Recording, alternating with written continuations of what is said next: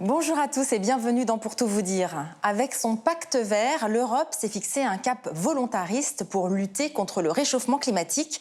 Mais les conséquences sont lourdes pour l'économie, pour la filière automobile française par exemple, qui doit se préparer à la disparition programmée du moteur thermique et qui voit dans ce Green Deal des mesures dévastatrices. Si les efforts pour protéger la planète sont vitaux pour l'avenir, comment peuvent-ils être compatibles avec les intérêts économiques ?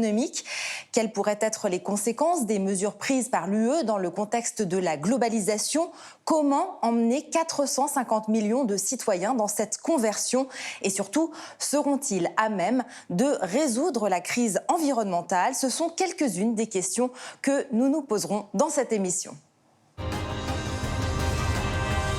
Philippe Charlez et Jean-Marc Daniel sont avec nous pour tenter de répondre à ces questions. Je vais vous les présenter dans un instant. Et puis, nous recevrons tout à l'heure Veroushka Bekar qui viendra nous parler de Cao Cao, une nouvelle plateforme de VTC éco-responsable. Bonjour Philippe Charlez et Jean-Marc Daniel. Bonjour. Et merci d'avoir accepté notre invitation. Je vous présente tout de suite. Philippe Charlez, vous êtes énergéticien, auteur de nombreux articles et de plusieurs ouvrages sur la transition écologique. Vous êtes enseignant à Sciences Po, Dauphine, Mines ParisTech et d'autres établissements. Et vous êtes l'expert en questions énergétiques de l'Institut Sapiens. Vous venez de publier Utopie de la croissance verte chez Lafon. Et vous, Jean-Marc Daniel, vous êtes un économiste, professeur émérite d'économie à ESCP Business School. Vous êtes chroniqueur sur une chaîne d'infos continue et votre dernier ouvrage est paru en 2021. Il s'intitule « Il était une fois l'argent magique, contes et mécontes pour adultes au Cherche Midi ». Mais vous avez un autre ouvrage dont vous allez nous parler qui est sorti très récemment, je crois. Oui, absolument. L'année 2021 a été une année particulièrement féconde pour moi. Donc, l'argent magique, c'était le printemps. En cet automne, c'est une histoire de l'économie mondiale. Donc, il était une fois l'argent magique, c'est un peu l'actualité immédiate. L'histoire de l'économie mondiale, on commence à l'empereur romain Tibère. Donc, c'est un vaste parcours dans le monde et dans le temps. Très bien. Alors, depuis l'annonce du pacte vert pour l'Europe jusqu'à aujourd'hui, près de 2 ans se sont écoulés. Tout de suite, je vous propose un retour rapide sur les grandes orientations prises par l'UE pour sa transition verte. Le 11 décembre 2019, la Commission européenne présentait le pacte vert pour l'Europe. Également connu sous le nom de Green Deal, c'est une feuille de route qui vise à rendre l'Europe neutre sur le plan climatique d'ici 2050. Il est le cadre de toutes les nouvelles législations proposées par la Commission européenne à partir de 2020, englobe tous les domaines de l'économie et se présente comme la nouvelle stratégie de croissance de l'UE. Pour concrétiser ces projets, la Commission a conçu un plan d'investissement annoncé le 14 janvier 2020, au moins 1 000 milliards d'euros d'investissement durable dans les 10 prochaines années grâce aux instruments financiers de l'UE auquel s'ajoutera la mobilisation de ressources provenant d'acteurs privés. Depuis lors, les plans d'action se sont multipliés.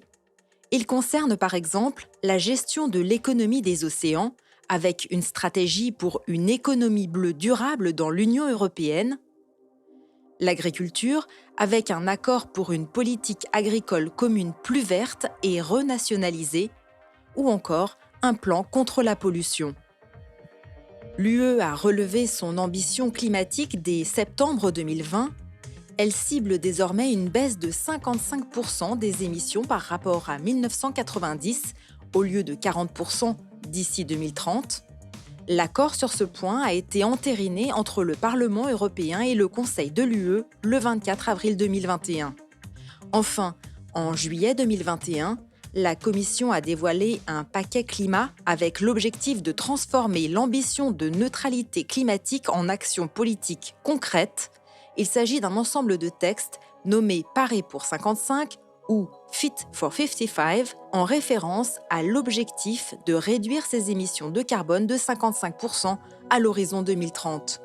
Parmi ces mesures, des objectifs bien concrets comme l'arrêt des ventes de véhicules à moteur thermique et hybride à partir de 2035 ou encore la taxation progressive du kérosène sur 10 ans, au moins pour les vols intérieurs de l'UE, et surtout la réforme du marché du carbone. Avec cette troisième révolution industrielle annoncée, l'Europe se place comme le continent le plus ambitieux en matière d'objectifs climatiques. Reste à savoir si la course contre la montre face à l'urgence peut encore être gagnée. Alors le plan d'investissement pour une Europe durable mobilisera, donc on vient de l'entendre, grâce au budget de l'UE et ses instruments connexes, au moins 1 000 milliards d'euros d'investissement privés et public au cours de la prochaine décennie. Concrètement, Jean-Marc Daniel, comment l'UE parviendra-t-elle à mobiliser les fonds nécessaires pour financer sa transition? Alors, je crois que ce qu'il faut bien voir, c'est qu'un des premiers problèmes auxquels a été confrontée l'Union européenne, c'est pourquoi faire. Et donc, elle est en train de définir ce qu'on appelle une taxonomie, c'est-à-dire la liste des choses qui vont correspondre à ces 1 000 milliards et qui pourraient être considérés comme étant des investissements verts. Donc, il y a un travail bureaucratique initial qui fait que la réalité concrète ne sera pas forcément au rendez-vous des années et des échéances qui sont fixées.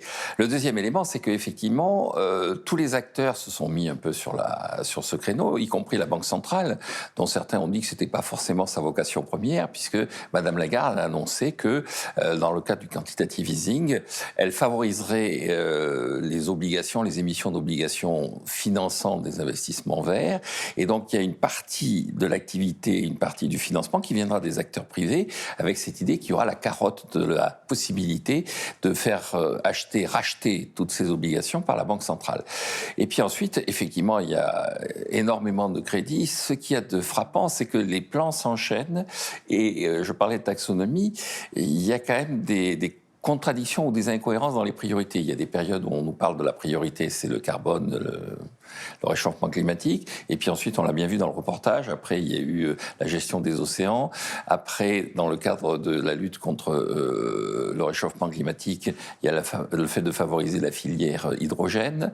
Bon, il y a encore une fois, tout un travail qui est un travail où il y a des chiffres qui sont affichés, dont on a du mal à savoir à quoi ils correspondent, et dont on a du mal à savoir exactement à quoi ils vont être consacrés. Donc, pour répondre concrètement à votre question, il y a quand même cette idée que quelque part, il faut associer le secteur privé à l'opération et qu'il faut inciter le secteur privé et les ménages à faire des efforts financiers, mais aussi efforts dans leur vie quotidienne. Voilà, c'est un plan qui concerne l'ensemble de l'économie et même des citoyens de l'Europe. Alors, certains secteurs vont devoir envisager une reconfiguration presque complète de leur activité. C'est le cas, par exemple, de l'automobile. Comment ces industries, et l'automobile est notamment emblématique de la société de consommation basée sur l'utilisation des énergies fossiles. Comment des industries comme celle-ci pourront-elles, d'après vous, s'adapter, Philippe Charlez ?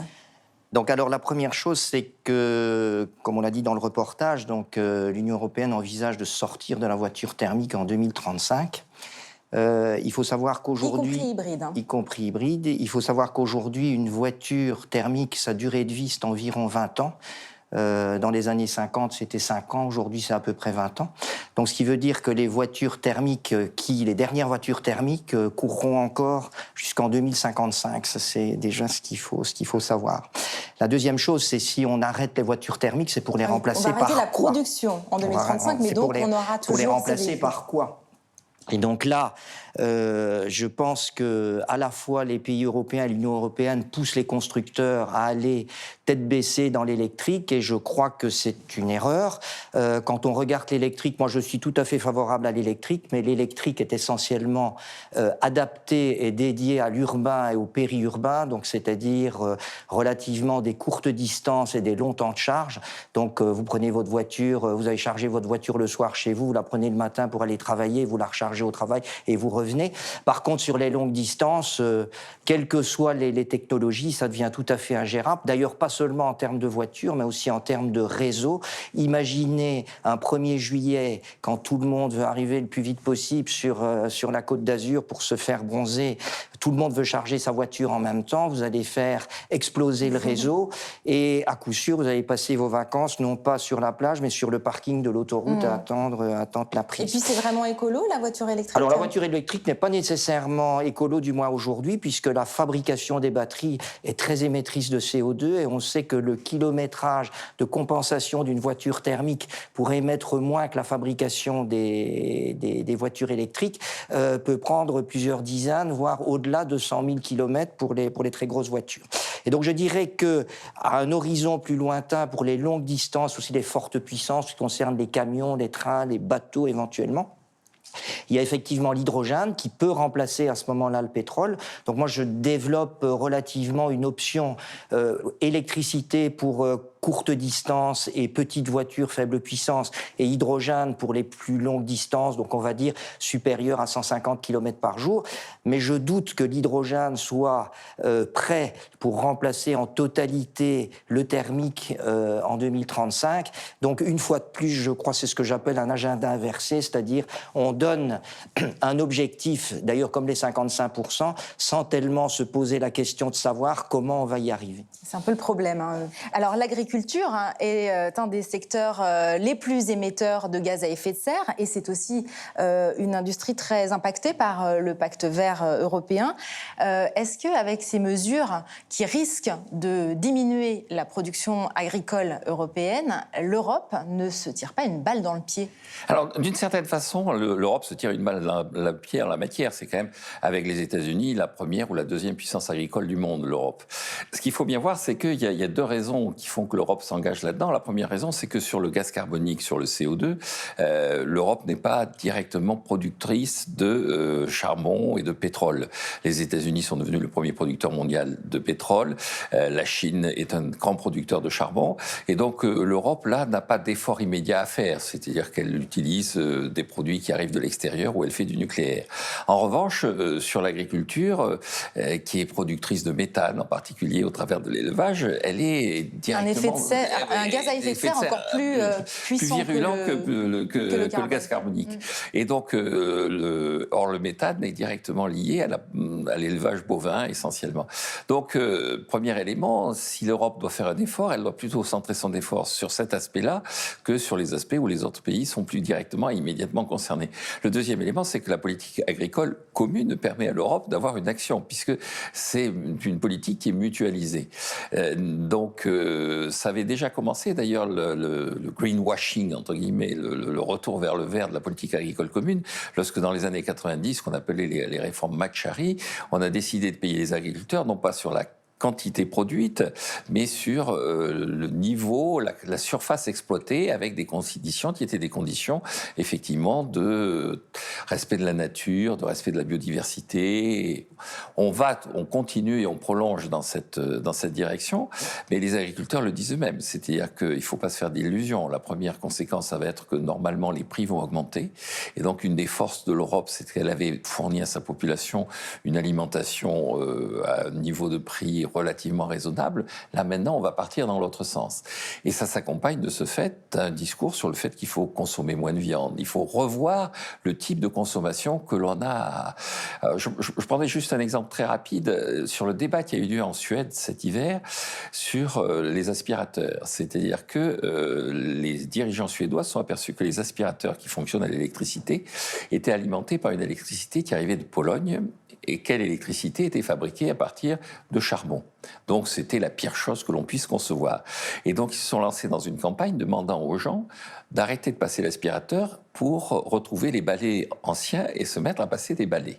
Et donc il y a eu un vrai débat qui s'est terminé par la démission du gouvernement sur le thème, est-ce qu'au nom de la préservation de la nature, il ne va pas falloir revenir à des pratiques anciennes et perdre un certain niveau de confort qui avait été garanti par le développement industriel. Et donc dans l'agriculture, c'est aussi la même chose. Est-ce qu'il ne va pas falloir revoir nos habitudes alimentaires, quitte à abandonner la consommation de produits qu'on considérait comme étant tout à fait accessibles pour l'ensemble de la population. Et on se pose même la question de la décroissance aujourd'hui. Oui, absolument. Est-ce qu'on va continuer à manger de la viande ?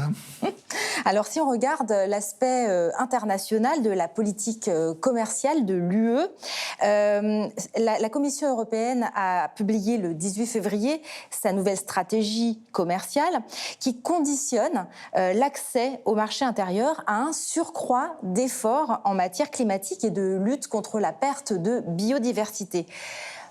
Philippe Charlez, l'Europe a-t-elle les moyens de tenir ce rang de champion finalement de la lutte contre le réchauffement climatique, et aussi est-ce qu'elle a les moyens dans ses négociations avec ses partenaires d'imposer ce levier ?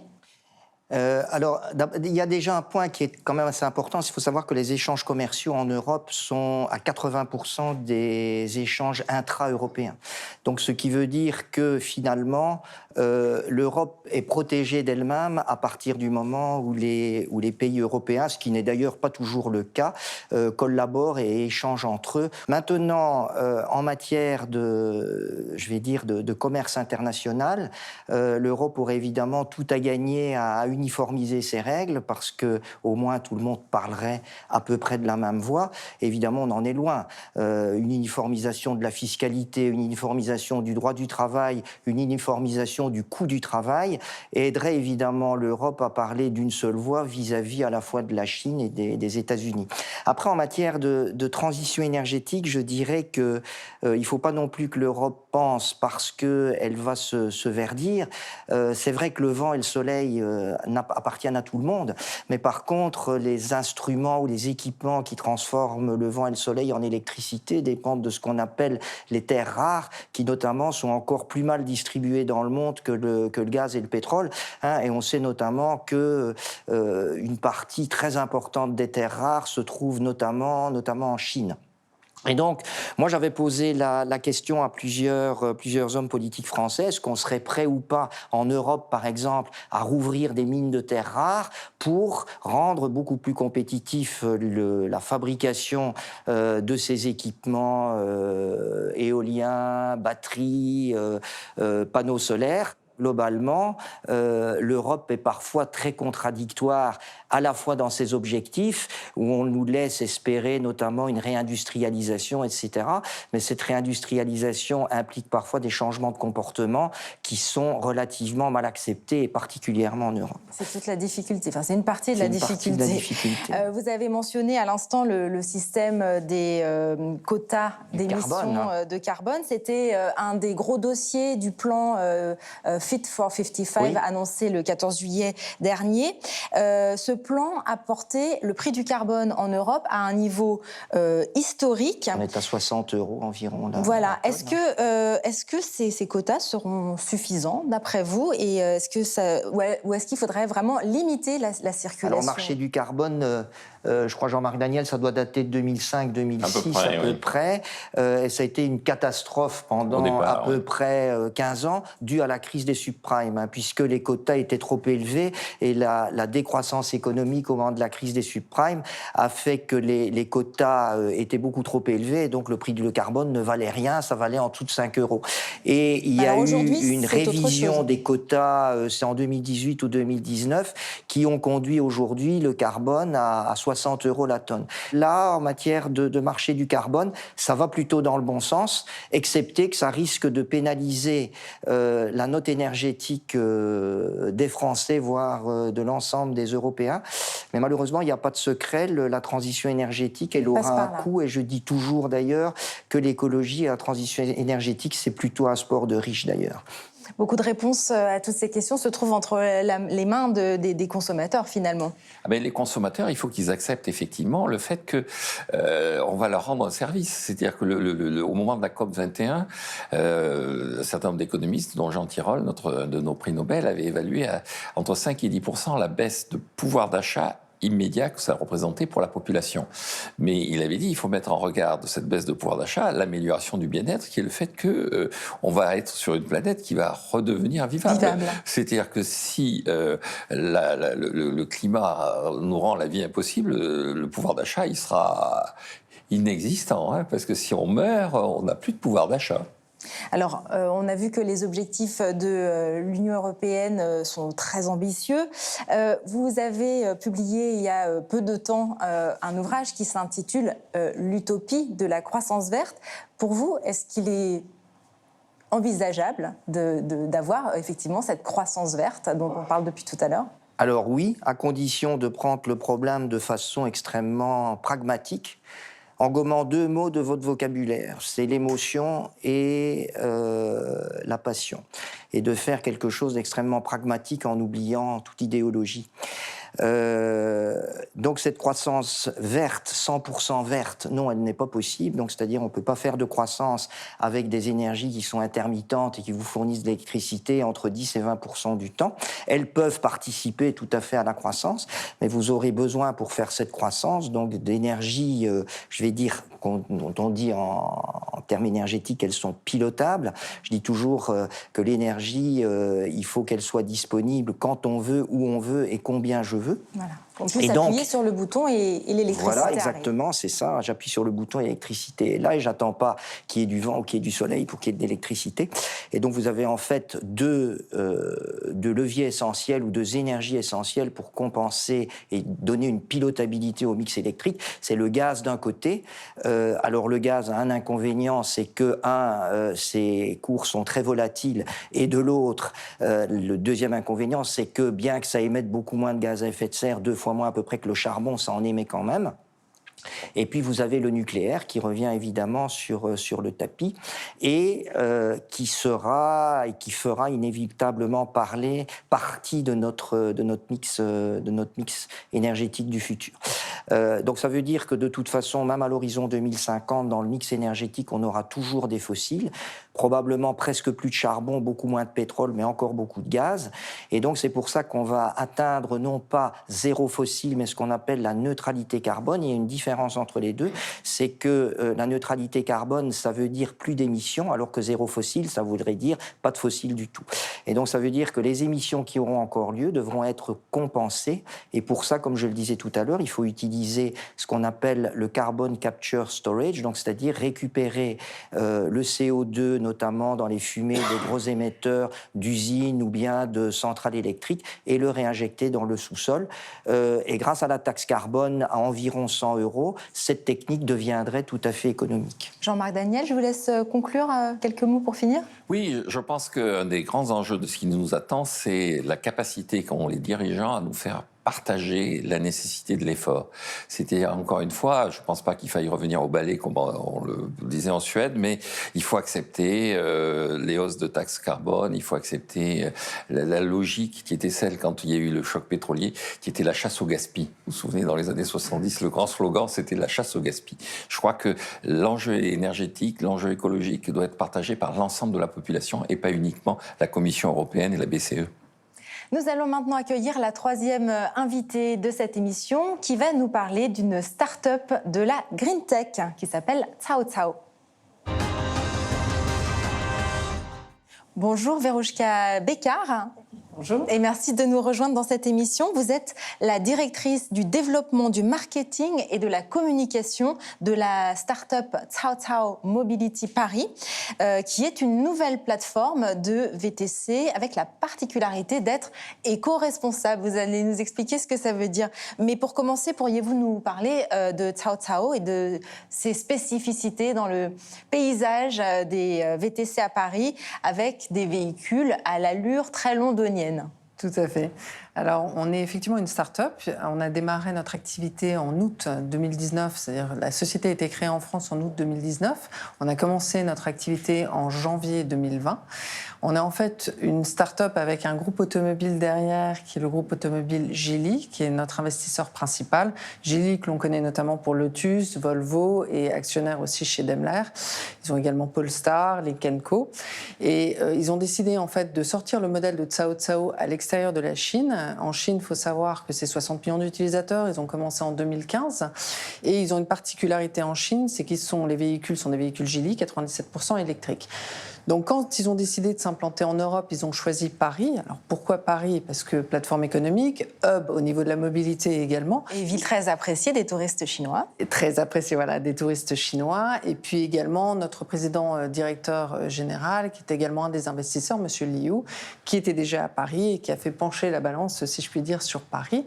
Donc notre particularité, c'est que nous avons des véhicules uniquement, on va dire, plutôt conscient de l'environnement, puisque on a donc le véhicule que l'on voit à l'heure actuelle à l'écran, qui est le LEVC TX, hein, qui est donc produit par LEVC à Coventry, en tant que flotte élégance. Et on a une deuxième flotte qui est la flotte atmosphère, qui est là un modèle un peu plus générique, c'est-à-dire des chauffeurs qui nous rejoignent avec des véhicules qui doivent être à minima hybrides essence. Nous n'avons pas du tout de thermique dans notre flotte. Donc voilà la particularité. Donc alors ça c'est un pari. Hein. Je crois que la tendance est déjà assez forte pour la voiture électrique en Chine. Donc pouvez-vous nous parler de ce concept d'éco-responsabilité qui vous caractérise? Oui, donc ce que je disais, c'est vrai que c'est au sein de notre ADN. Et donc, on a souhaité proposer, notamment, on voit l'évolution dans les villes aujourd'hui. On a besoin de proposer une solution qui est bonne pour l'environnement, bonne pour les habitants. Et donc, on a décidé d'arriver avec un modèle de véhicule déjà qui était construit pour la mobilité, puisque le TX est un véhicule que l'on ne peut pas prendre pour un usage personnel. Hein, il est vraiment construit pour ça. Et qui a notamment... donc il est freinage régénératif, donc c'est une version de l'hybride, on va dire, et qui permet d'être à 6. Donc on voit bien que ça correspond à des tendances. Et puis ensuite, on a un modèle économique qui fait que, pour ça qu'on l'appelle éco-responsable, au niveau responsable, puisqu'on est en train d'un peu changer le modèle des VTC classiques, puisqu'on commence à recruter des chauffeurs en CDI. Alors, les entreprises de la Green Tech se développent énormément, en Chine beaucoup, mais aussi ici en Europe. Il existe des outils pour mesurer l'efficacité des mesures prises pour essayer de limiter les émissions de CO2. Est-ce que vous pourriez nous en parler, Philippe Charlez ?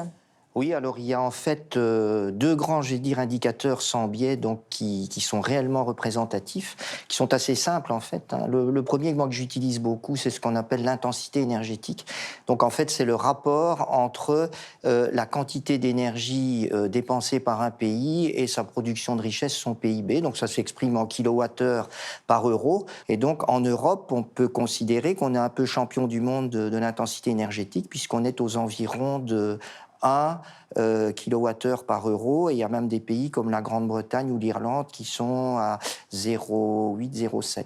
Le deuxième indicateur, ce qu'on appelle l'intensité carbone, donc là c'est la quantité d'énergie divisée par la quantité de CO2, donc c'est le nombre de kilos de CO2 par mégawattheure. Donc si vous avez un mix très carboné, il est très élevé, si vous avez un mix décarboné, il est beaucoup plus faible. Et en fait on remarque que cet indicateur est beaucoup moins discriminant que l'autre, parce qu'en fait on peut faire de la croissance économique aussi bien avec un mix décarboné qu'avec un mix beaucoup plus carboné. Et donc c'est pour ça qu'il faut être optimiste, c'est quand on regarde à la fois en intensité énergétique et en intensité carbone, on pourrait produire la même quantité de richesse avec les meilleures technologies et les meilleurs comportements en consommant 5 fois moins d'énergie. Donc il y a quand même largement des grosses améliorations mondiales en termes, je vais dire, d'efficacité globale du système énergétique et environnemental mondial. D'accord. Et puis, Veroushka Bekar, vous nous avez parlé donc d'éco-responsabilité. C'est un atout majeur, voire nécessaire aujourd'hui pour séduire les consommateurs, d'après vous ? Alors, je pense que c'est comme on va dire en anglais, hein, excusez-moi, un must-have. Dans le passé, c'était un nice-to-have. On l'a vu dans différents secteurs. Hein. Par exemple, les palais des congrès, c'était un peu le cas à l'origine. C'est-à-dire qu'on choisissait un palais des congrès en fonction de son niveau d'émissions carbone. Mais c'était un nice-to-have. Maintenant, ça fait partie du cahier des charges. Pour ce qui arrive sur les véhicules, on le voit bien, les villes, et notamment on le voit en France à travers les zones, les ETL, comme on les appelle, hein, qui sont les zones de transport à faible émission, c'est en train de se mettre en place dans un certain nombre de villes, donc on est obligé d'apporter une solution pour que les gens puissent se déplacer, notamment vraiment une de nos caractéristiques que je n'ai pas mentionnées, qui sont, on le voit à l'écran, tous nos véhicules sont accessibles, donc ça permet aux personnes à mobilité réduite également de se déplacer. Donc en fait l'idée c'est d'avoir une solution qui est bonne pour l'environnement, bonne pour les habitants et qui correspondent également au changement des villes actuelles, comme on peut le voir à travers le monde. Jean-Marc Daniel, pour finir, vous voulez réagir sur justement cette nécessité de s'adapter à cette demande aussi ? Oui, oui, absolument. Ce qui, je trouve intéressant, c'est qu'on a fait un focus sur le transport, qui est un élément clé, effectivement, des émissions de gaz à effet de serre. Hein. C'est à peu près un tiers quand on regarde la consommation des ménages. L'autre grand enjeu, c'est le logement. Et donc, là, il y a un effort considérable à faire. Je pense qu'on est assez bien engagé dans tout ce qui est autour du transport, et que sur le logement, il va falloir faire des efforts considérables, parce que c'est la moitié, pratiquement, au niveau des ménages, des émissions de gaz à effet de serre. C'est ça. Et là, les ménages vont encore être mis à contribution. À contribution, sans doute. oui, absolument.